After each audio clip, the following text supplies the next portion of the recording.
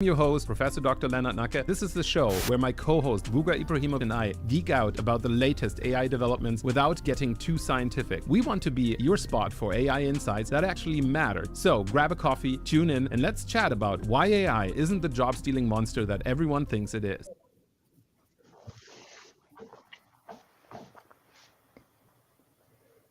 And we're back. Welcome, everyone, to another recording of the AI Academics. Hi, Vugar. Welcome. Hey, Leonard. Hey, Leonard. Yeah, what an exciting week in terms of AI developments we've had.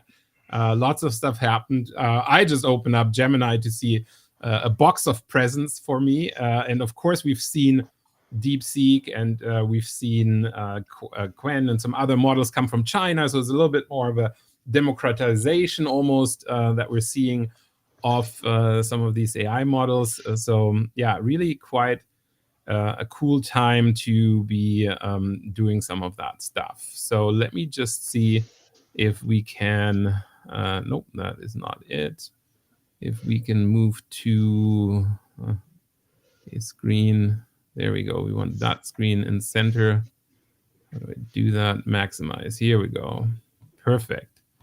Now we just gotta somehow get us in there. Haha. Yes. There we are. Okay. So this was the Qwen model, and yeah, stuck in a referencing error. So we won't really talk about that today. We can talk about that some other time. But for now, I think some of the big talk in town is DeepSeek, of course, a model that's coming from China, which is also quite exciting just in terms of not all of the AI stuff is now sitting with OpenAI anymore. OpenAI being kind of challenged here a little bit with the reasoning models, because what you might know from OpenAI is that they had that O1 model until last week, where they introduced O3 and O3 Mini High, or O3 Mini and O3 Mini High, faster models that are equally good at reasoning. Of course, the competition now is not reasoning anymore, because DeepSeek does similarly good reasoning to O1.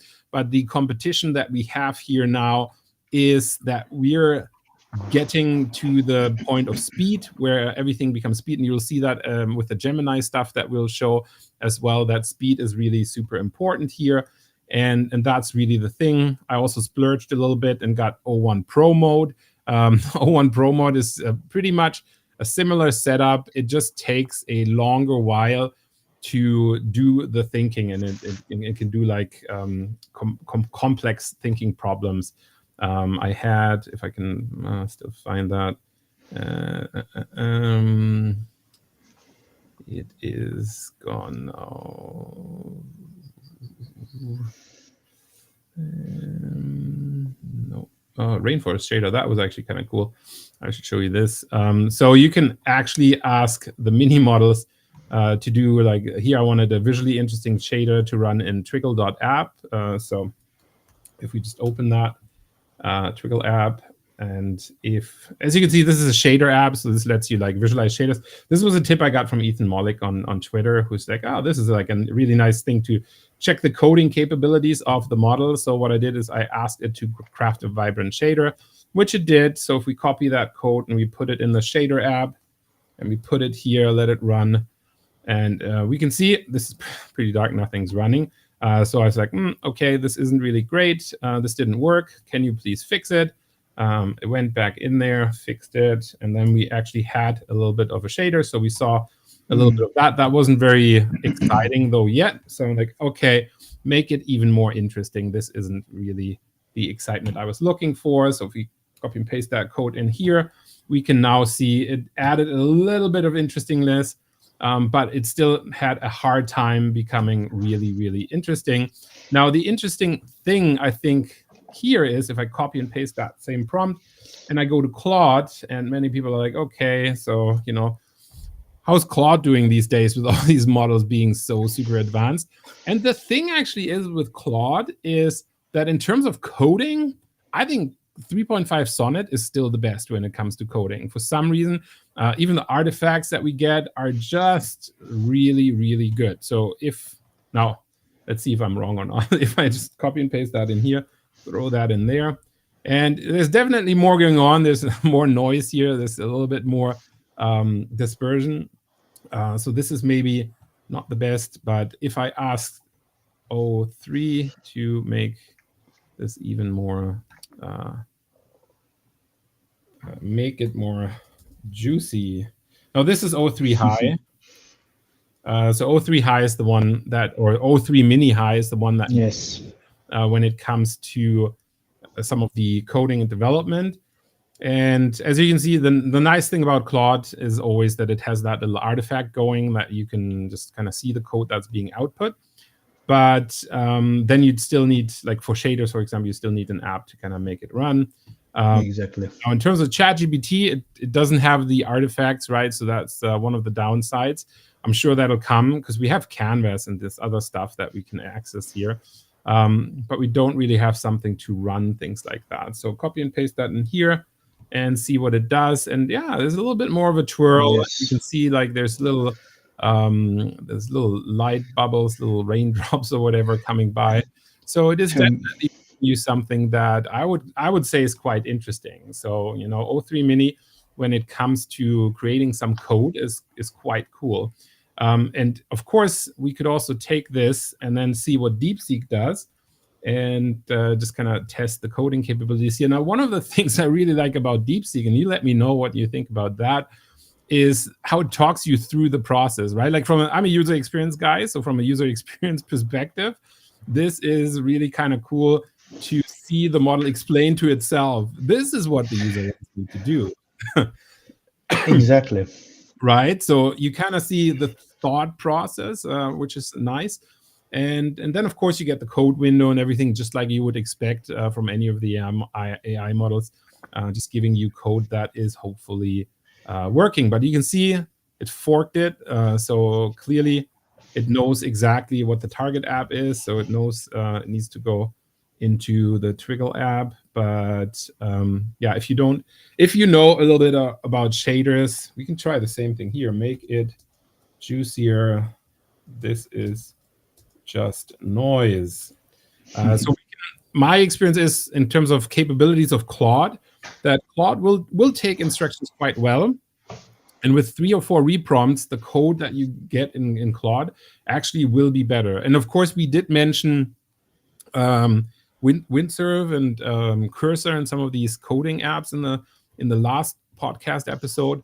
And combined with what you can get out of Sonnet, this is really, I think, quite impressive what we can have there. And yeah, we can see some things happening, but it didn't make it much more interesting. It's still like kind of like the bottom. Now you'd have to see how it actually looks like when it's mapped on a 3D model, if it's any better. Let's go to DeepSeek, and let's just see how DeepSeek fares. We'll copy this shader, put it in here, and see. Oh, DeepSeek has an error. So okay, so in our quick little challenge test here, O3 Mini High definitely delivered the best results in the shortest period of time. So O3 Mini High seems, when it comes to, because shaders are basically advanced mathematics. So when it comes to some of those advanced mathematics calculations, it's pretty good. Claude, against more utility driven. So I guess, if I knew exactly what I was looking for, I could probably prompt it until it gets there. And DeepSeek attempted, but couldn't really get there. So in this case, I would probably just feed it the error that I'm getting here, copy that error and put that in DeepSeek, and then just kind of hope eventually it figures it out.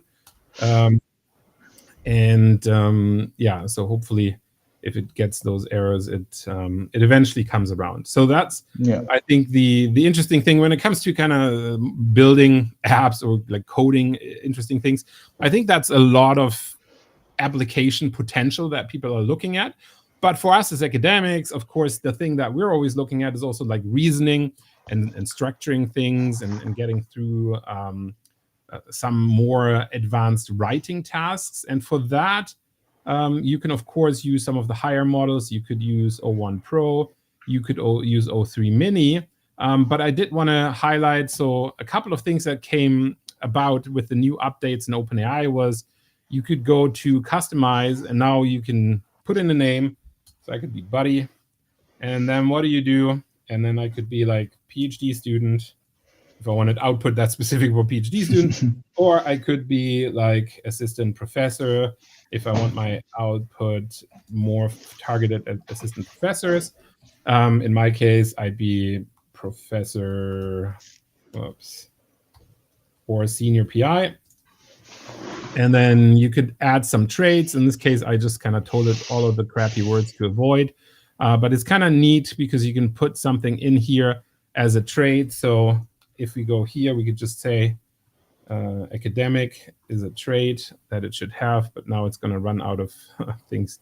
It's going to run out of space because it has all of my no-go words in there because I've kind of forbidden it to use so many different words here, which I don't think it always follows. Anyways, so you can keep that in there. Anything else, again, just some more word advice here. And then you can click on and off whether it uses some of these extensions for it. And then it just enables it for new chats. So let's get started with a new chat here. And let's use the O3 mini model because I think that's the one that most people have available for free. Hit deep research. And this is really kind of cool because the deep research model, Vugar, I don't think you've tested it yet, right? No, not yet. Not from ChatGPT. Yeah. Yeah. So this is new. Of course, those of you that have been following us know that we've also used Gemini in the past, and of course, Gemini has had a deep research since the 1.5 Pro version, and it can do deep research here as well. So in theory, if we wanted to have them go head to head, which we're going to do right now, we're going to see if they can do the same thing. So what happens with ChatGPT 3.0 Mini, if we ask it a task such as research, right? Because we wanted to do some research at the beginning. And you can see it already tries to give you some suggestions here. So Vugar, what would be a thing that you would research for one of your academic papers? Research migration laws in yeah, like usually it is one of the famous topics is what is I use it a lot in my YouTube videos, like what is the impact of climate change on global migration? Research the impact of climate change on global migration. Migration, yeah. Only most recent academic journal references. Okay, limit that a little bit. I'm going to put it in here too. So once we run this in the deep research mode, deep research is built in a way that will always ask us a follow-up question before it starts. In a similar way, when we hit it in Gemini on the right-hand side here, it will also think about it and create a little research plan, as you see, which I actually really like about the Google version here, that you get the research plan and it just says, you know, this is the kind of websites that I'm doing and so forth. The thing is, if you don't hit start research, I actually did that in a recent demonstration, it will do nothing. It will just sit there. Yes. In the same way, ChatGPT actually provides the output, but then it always asks you follow-up questions to clarify because it wants to do very specific things. So here, to provide the most relevant and up-to-date academic research on the impact of climate change, could you clarify, do you have a specific time range for most recent? And we're going to say RE1, yes, the last 5 years. Yes. Actually, let's say the last 10 years, right? Yes. Research can take a little longer. Are you interested in a particular geographic region, or should I cover global trends? Global trends, let's say. Global, yeah. okay. Let's say. So we're going to do R2 is global trends, please. You don't need to say please, but I like to appease our AI. And maybe here we can set the sea level rise, yes. Thank you. And then would you like to focus on specific factors? Sea level, desertification, extreme weather events? Sea level? Or maybe all of them, because maybe it's not that much articles available only for the sea level. No specific factors. Take everything into account. Let's see what it prioritizes by itself. And then we'll do 4. Do you prefer quantitative studies, policy analysis, or a mix of research approaches? I guess mix, no? Like synthesize all of research approaches. Synthesize all of it. Yeah. Okay, and then the 5th question was, would you like open access sources, or are you able to access paywall journals? Let's say open access this time, because I am not sure if just open. We can, so it will pull the abstract from paywall research, right? So, but it won't be able to access it itself. But if you wanted to be more comprehensive, I would just say everything. But with this deep research, can you upload also PDFs there? No. You can't. So actually, you can, but it all depends on the model that you use. So I think O3 Mini and O1 don't, like the reasoning models don't let you use PDFs. You got to use the GPT-4o model to do the PDFs. But you could still do research with GPT-4o and upload a PDF. So that would be fine. Exactly. And then you could just do that. So here I would say and consider everything, but focus on open access maybe. I tested it. I think that would be a huge upgrade when OpenAI announced that they allowed uploading documents. Yeah, well, they do, but not for the reasoning stuff. So that I mean for the reasoning. Yeah, for the reasoning it'd be nice.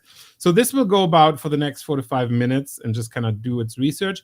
In the same way here, most recent academic references, find academic journals. That sounds good. Look for articles published in the last 2 years. So here we could also edit the plan.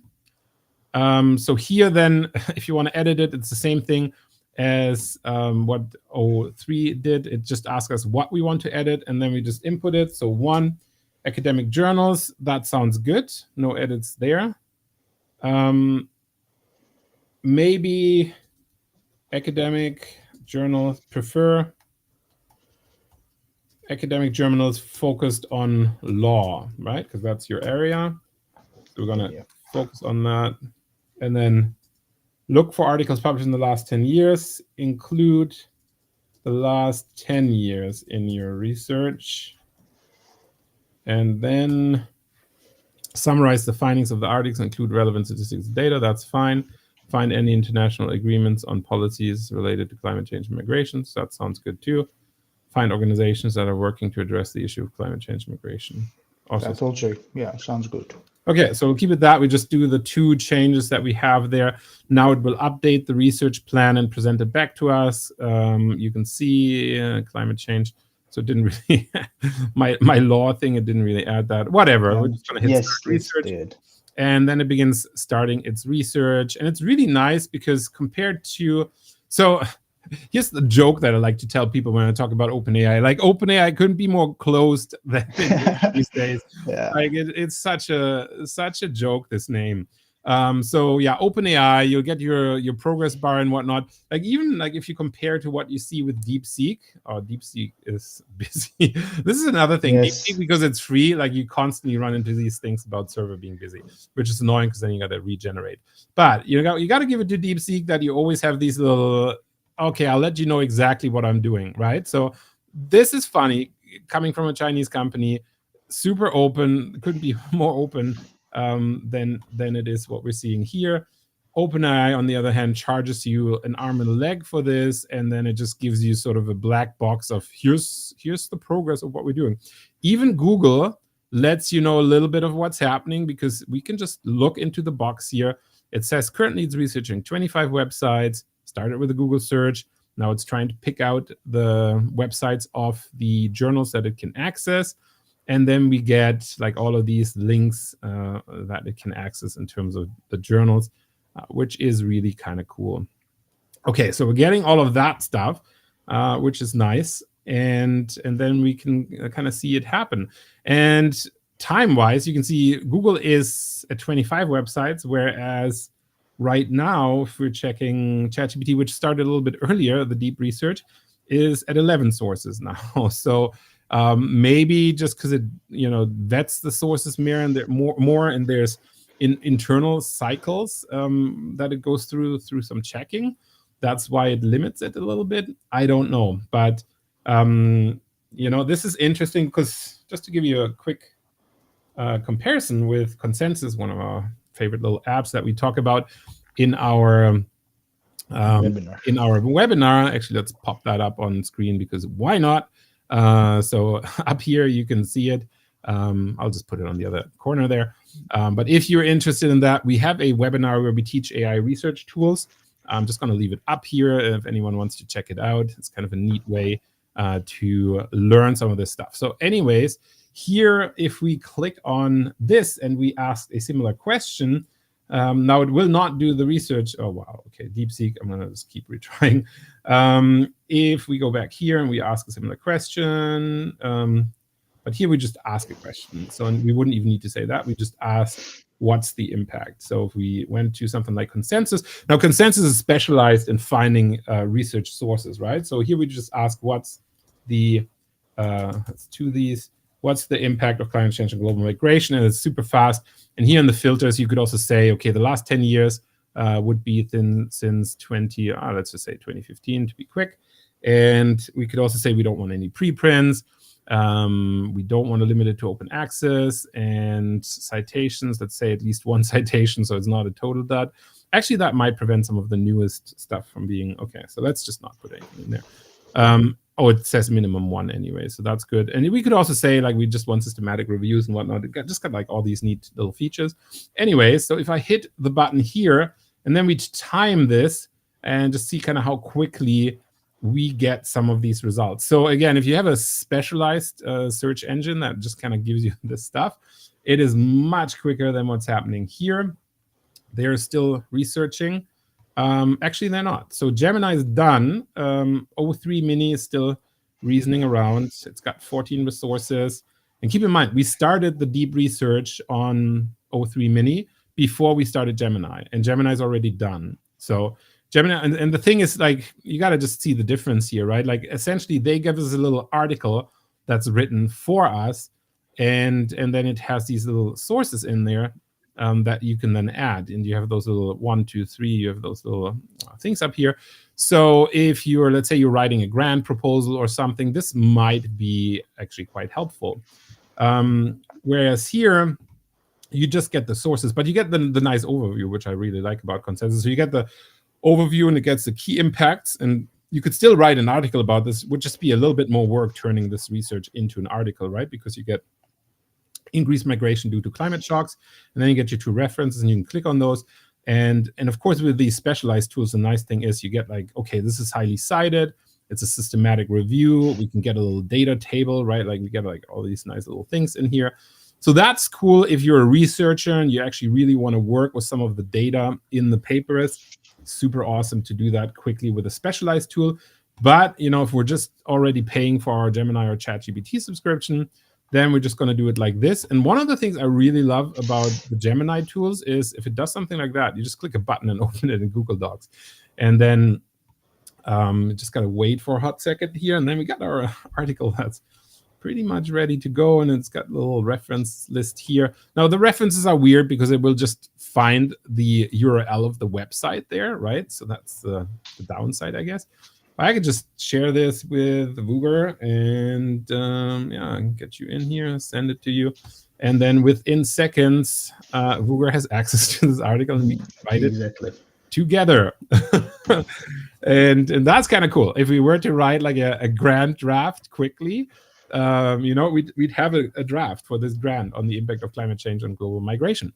And then start editing it, and we could, of course, you know, then we could pop in plugins like PaperPile or other stuff. You can see I have Zotero, PaperPile, and other extensions here. PaperPal, ProQuest, SmartCite. I've got like all of the citations available here.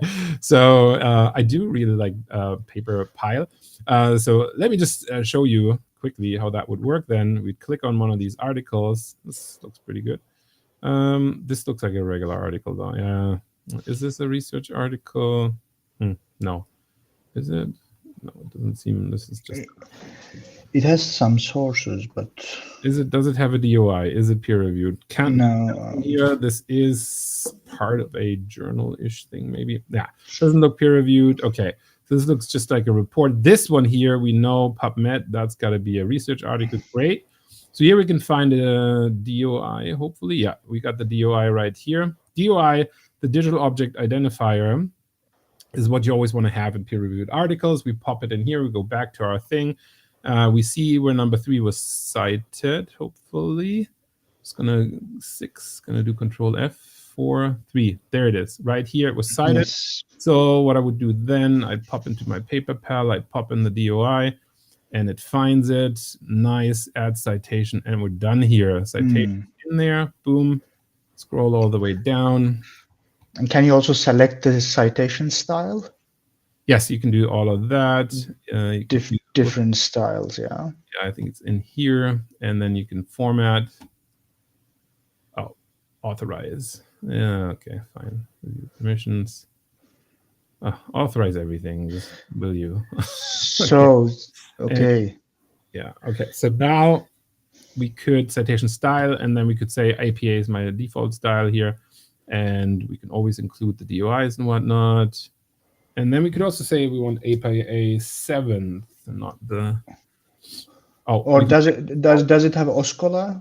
I usually use Oscola, for example. How do you spell that? Oscola? Oscola, without H. Oh. Without H, Oscola, yes. C. Oh, yeah, there. That's legal. That's nice. Yeah. Boom. There it is. Update. And then we just have to add the references here, because right now we just have the default ones in here. References. Oh, this is okay. Let's just do it. No, delete the link, will you? Then right next to the pen there, I think. Yeah, that should be no. No, I think it's just a weird. Oh, yeah. Let's just delete all the citation formatting. There we go. You are right. Okay, so then what we would do here is references. Boom, header that. Okay, good enough. And then what we would do is paper pile that and insert. No, where is it? Somewhere it was like insert citations, view all references. So based on the DOI number, you mean? Yes. Yeah. No. Usually. Maybe I gotta look it up again. But usually what you do is you just... The insert citation, what does that mean there? That just is a regular citation. So that's what we did earlier. Okay. I actually wonder if it already put it somewhere. Can't really see it anywhere. Yes, it is in the first page after the factors. I mean... Yeah, so it is in there. And then we would just try to... export it in here. Okay, I got to look that up again. It's somewhere is a button where you can just have the references in there. Format citation. You mean the same references to drag here, or? Yeah. So then it would just basically, yeah. Here we go. I just had to format it. So then it just outputs at the very end of the document. It outputs the references. So I guess I just had to hit format citations, and then it does the proper formatting. And now it's got the OScholar formatting. I don't know if that's correct. You let me know. But now it pretty much has your citation up here. Oh, weird. And then you can... Is that in the text? The style, the name, the article, the style is, yeah, looks good. Huh. Okay. Style looks good. Okay. But you don't have it like after each sentence, that like the full citations, you don't add right in the text, but okay, maybe so probably maybe it should be in the footnote there. That's why it puts it in the text there. Probably, yeah. So we just kind of probably have to do some finagling with the formatting here, or we could just do it through Zotero as well. But yeah, then you basically have your document ready to go. You can quickly put it together. Oh, exactly. Look, ChatGPT 3 Mini has finished with deep research. And so the thing about, and you can already see it. Wow, man. And this is every time I run this, I'm just surprised on the depth of the thing. So while this was nice, let's just do a quick check on our Google Doc here and like do the word count. No, not feedback. I need the word count. Is it here? Tools. Word count. Here we go. So we got 1,778 words. Okay. So that's what we got from. Let's just open a new file. Giggles. So that was what we got from here. Now let's. This is just nuts. Okay. Let's copy all of this in our new doc here. Let's call it Legal Climate 03 Deep Research Report. Okay, I'm gonna share that with you as well, so you can pop in there. Boom, share. Okay. So putting that in here and then looking at the word count, 6,495 words. Whatchamacallit? Okay, that's substantial. That's almost a research paper. Research papers are 8,000 words. Holy guacamole. Okay. Like, let's just, and of course we can like delete the flavor text. And a couple of days ago, maybe two days ago, Ethan Mollick shared like 30 pages of research. So he asked the question. Generated with deep research? Yes, with the deep research of the ChatGPT, he just managed to get 30 pages of. Well, you can. That is. You can, of course, tell it. Like, we didn't tell it, right? So it just kind of went off about it. But we could be like, this is a report that needs to at least have 8,000 words or something like that, right? Like, literally, if we specified that in the prompt here at the beginning, we could do that, and then we would have that. It's just. Of course, we should say that. Yeah, I am. We cannot just blindly, accept that all what is written here maybe, but I am sure that we can find a lot of nice sources there, very nice text there, so that could be a enormously very well designed starting point. If you just have with only one sentence, now we have 6,000 words kind of. Yeah. So that is, I think who complain a lot that I have many ideas on my mind, but I don't know where to start, what to do, what to read. Yeah. This, I think, definitely could be a really nice start. That is, and I don't know, do you believe that, like, if you in the future, if you give the full access, like ChatGPT, to all relevant articles in your field, and ask it a question and give it like 1 hour or 2 hours, and then in 2 hours it just write a dissertation for you, will it be possible? That's the question, right? Like, I think that's what we all want to try. Like, can it actually write a dissertation from scratch? I think that's like a challenge worth doing. I think like in the summer, the models are going to be updated. I'm going to take out a day of my time. I'm going to just sit down with a challenge and like, can it write a dissertation? How good is it going to be?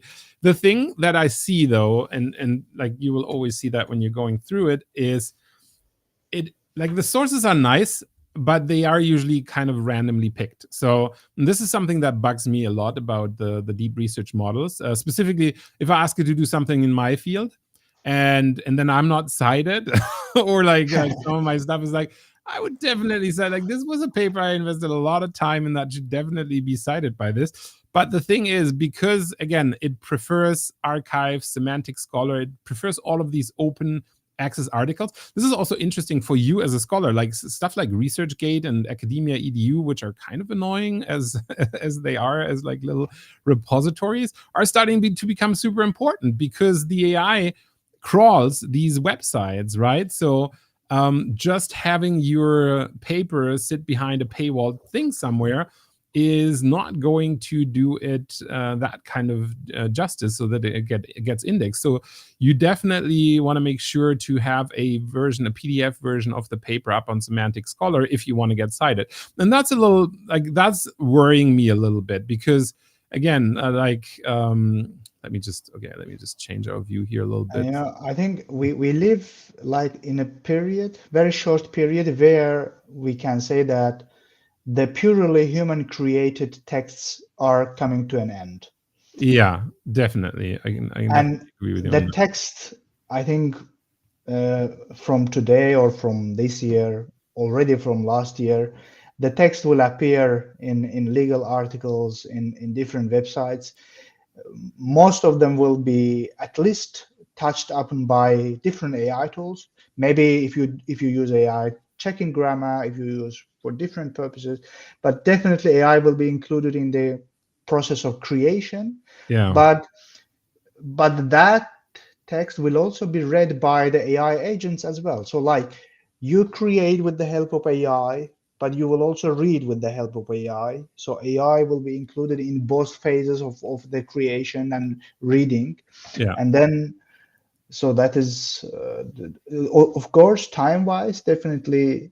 So that's why many call that definitely you should consider that most of your text you are writing today will be read by the AI agents as well. Yeah. Because I am sure that many will not just read the whole text alone. So why you should do that if it is possible to just quickly skim and ask questions to your PDF and then get the answer you want. Of course, if you want to deeply specialize in a certain field, it will still be case to read and to dive into the details of any text you read, which I, for example, as a PhD, I try. So there are articles that I have to read from every single word I have to read. Yeah. But will that be necessary anymore? I'm not 100% sure. It depends on the person, Yeah. because I think we are in the phase, like you and me, we are in the transition period, but the generations, for example, the new students, the junior students at the first years who just start their studies with the help of, and right in the beginning they have AI, so their approach and everything will be different to everything. Exactly. So Yeah. So that's really the interesting development that we're seeing here, right? So we already know how to do research and how to distinguish the quality of sources. AI just kind of pulls it out of this giant pile of available sources, I think, without any quality weighting that's done with it. And so this is also interesting because for us as peer reviewers or grant reviewers, the job will now be more not in just kind of checking, okay, they've actually, for grants, maybe it's less important because grants is really more like, do you actually do something that's valuable for the funder's goal? And then the idea really is, do you know your stuff a little bit? So like a little bit of references I usually find. So I see a tool like this definitely be super interesting and important when it comes to writing a grant proposal. I don't think it's like a paper writing tool yet, although, like you said, it's probably really good at drafting and getting through the early stages there with it. But the weighting of the quality for each reference is not there yet, so that is definitely something that we need to get better at, and the tool needs to get better at for this to actually work out really well. And I think that's the trick. And for us, I think that's also kind of something where we really have to evaluate quality here over time, as well as these exactly better.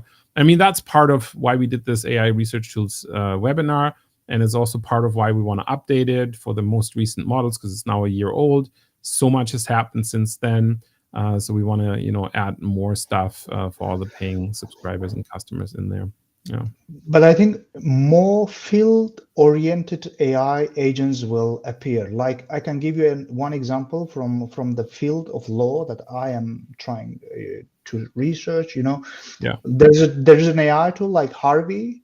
They now have a very dedicated, let's say, service where you can purchase it to talk with the AI tool, to consult it, which is concentrated only on the judgments of the, for example, Court of Justice of the European Union. So they trained that specific AI with the judgments. Like you give the facts, you ask the questions, and you get answers based on. I think instead of having AGI, maybe we will have, but more dedicated, like very narrowly dedicated AI agents will be more valuable. So that this AI tool is now focused only on the case law, for example, of only this court. Then I think that will change a lot of things, and this is already happening. And so it is definitely. But I would like to ask one quick question about DeepSeek. So I don't use it because I tried to ask a question. It has some restrictions. I mean, political restrictions in it. Like you don't have you cannot ask question Tiamnenan. Like I think it's. So if you ask that question, it doesn't answer your question. It says something, but it doesn't answer your question. So, but I talked a couple of days ago to one of my friends who lives in Brussels, in what is everything happening. So OpenAI is very active in that city in order to persuade the European Commission and everything that we are not stealing your data. But he said me that the OpenAI doesn't openly say from where does it get its data. But now it starts complaining that someone steals its data. It sounds funny in terms of the legal point of view. So they don't have very strong footing there. So because right in the beginning they never declared which data pools they have for their models, but now they are. This is getting a bit strange for me, in terms of openness. And for example, if you are like writing a patent, if you are a patent lawyer and you are writing a patent and you are going to register, and you never know where does if you don't know where your data goes. For example, if I would be a patent lawyer, I wouldn't use ChatGPT or other tools, because that takes some time. For example, the registration of the patent, and it should be novel, and you don't know if you feed the OpenAI, for example, with the data, and somehow it gets the hands of the registration body, and then your idea is not more novel. So I am just speculating now, but it can happen. It can happen, and that's why I have like privacy concerns always, and also novelty concerns in terms of like if you are doing a serious academic work. I don't say that if you are writing an assignment essay for just one course, that's okay, because you are not going to develop something new or to invent something new. You just until I think LLM, so master level and the until PhD level, everything fine. Although there are many PhDs who doesn't do anything novel, just comparison, for example, it's still okay. But if you are just trying to create novelty, that is a bit different. That is a bit, I think we should be more careful. And of course, so you cannot blindly just copy paste what we just created here and copy paste and put and submit as your own. It is, again, it's not your own. So we started the conversation, we asked the question, but with only simple one question. But it is always very nice start, because as I said, it is really hard to start where to start. This question, for example, I spent 2 of my PhD years in order to find a very nice topic, the correct one, and designing my research question, designing my proper research questions, because I started before the dawn of the ChatGPT, 4 or 5 years ago already. I'm finalizing it now, but now it is very easy to do that. Structuring your research and doing all that stuff is very easy, but we should definitely we should have our concerns about the privacy issue, and as I said, with the novelty issues. So, and I think more dedicated, narrowly focused AI agents will be more safer, because they will come like securities. They will, I don't know, maybe encryptions. Maybe there will be some special tool, like as I said, for the patent lawyers, and so they can use it, and they will only get the real sources, like not the guy who in the United States just copy paste the ChatGPT generated case law and submit it to the court and fined for that. So that's it. I think we covered a lot, and I'm really thankful. I'm really thankful to you, because what you have done today is like a very mini webinar, mini free webinar comparison all ChatGPT, Gemini, and also including Consensus. That was definitely nice, Leonard. Yeah. So we actually wrote, this is interesting because we just wrote a paper about this, which we just put on arXiv yesterday, which is exactly about those risks and dangers, if you want, where we looked at AI incident reporting. And so the paper is called "Who's Responsible When AI Fails: Mapping Causes, Entities, and Consequences of AI Privacy and Ethical Incidents." And so my postdoc and my PhD student both did this huge research on an incident database and looked at what actually happens there, what kind of incidents get reported, and found that most incidents happened during the application rather than the development phase, and that fake content generation is really the biggest issue of incidents that are being reported. Now, the like fake content, like what is fake content, right? Like a lot of us generate content online or whatever with the help of GPTs and LLMs, and so like what does it actually mean? I think in this case, a lot of it actually has harm and impact on people. That's why the incidents are being reported, and that people are not actually complying with legal frameworks of the countries that they're in. So this is also interesting because this is not just technical AI failures, but it's ethical legal failures that are happening and that expose victims or make lives harder for investigators. And there's really almost very little corrective action. Only 37% of incidents really got some meaningful fixes or some sort of penalties.